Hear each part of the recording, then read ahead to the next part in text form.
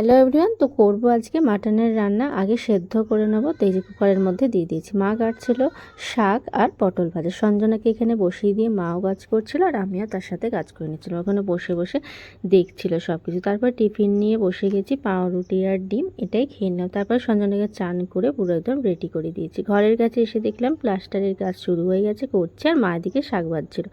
তারপরে বসিয়ে দিয়েছে মাটনের রান্না। তো আজকে রান্নার এত আয়োজন কারণ আসছে আমার দাদা, তো সেই জন্য সঞ্জনার মামা।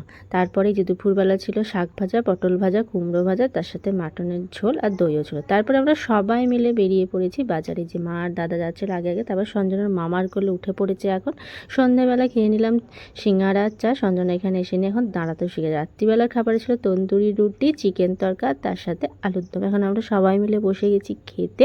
তারপরে খাওয়া দাওয়ার পরে সঞ্জনা চলে গেছিলো ওর মামার কাছে একটুখানি দুষ্টুমি করতে। এই যে বসে বসে দুষ্টুমি করছিল, কথাও শুনছে।